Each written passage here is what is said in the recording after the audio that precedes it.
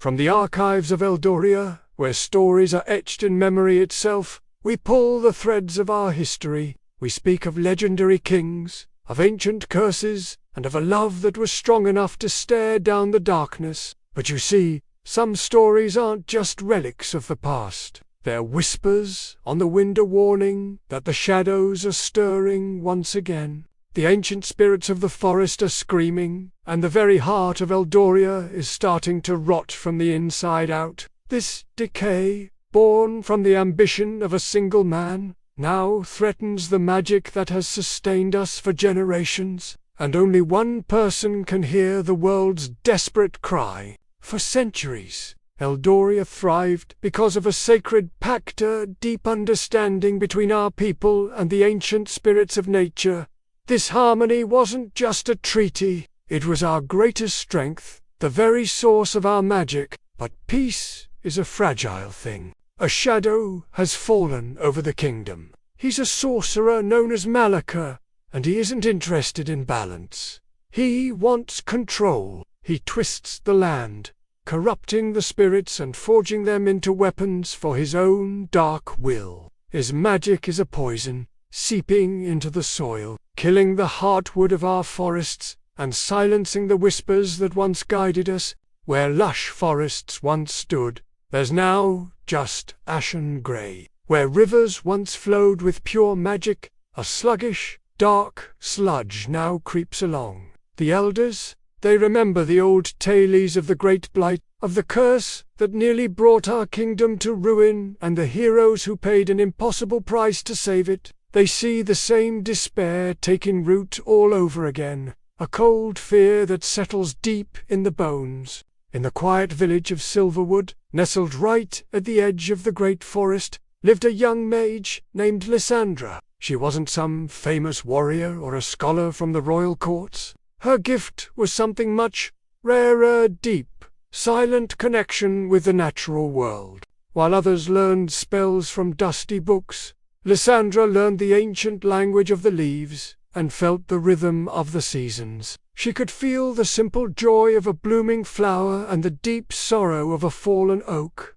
And now she feels the agony of the screams of the tormented forest spirits echo in her mind. It's a constant, painful chorus that no one else seems to hear. She sees the fear in her people's eyes as they watch the darkness creep closer to their homes. The legends she grew up with are no longer just stories for the fireside. They're a calling. Tales of heroes like King Alexander, whose love for his queen was strong enough to shatter a warlock's curse, are a reminder that a single person's will can change the fate of a kingdom. Lysandra knows that if she stands by and does nothing, she's letting Eldoria die. The history of Eldoria is filled with heroes who stood up when the darkness came. If you believe their legacies should never be forgotten, subscribe to our archives and help us keep these tales alive for the next generation. To even think of confronting Malika is to walk a path of near certain death.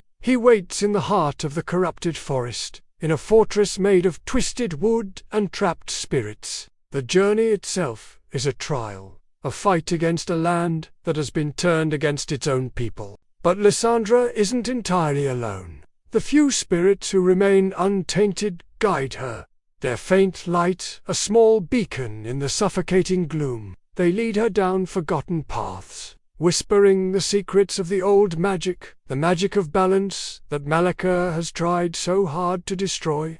She understands this can't be a battle of brute force. If she were to fight Malakor with his own brand of corrupting power, she'd become the very monster she's trying to stop. No, she must call upon the ancient pact and remind the land of its true self. Her power isn't about command, it's about empathy. She has to heal the wounds Malakor inflicted, not by force, but by understanding, by reminding the spirits of the harmony they once shared. The final confrontation isn't a clash of explosive spells. It's a battle for the very soul of Malika, huge and terrible, powered by the enslaved spirits he commands, faces a lone mage, who offers them not a fight, but freedom. Lysandra doesn't raise a shield of fire or a sword of light. Instead, she opens her heart and weaves a spell of pure empathy, a song of the harmony that once was. She shows the spirits not an enemy, but a balance that needs to be restored. It is an act of incredible sacrifice. To quiet the darkness, she must absorb its pain. To restore the pact, she must become a part of it. In a final, brilliant surge of magic, as pure and bright as the dawn, the corruption is purged. The forest takes a breath.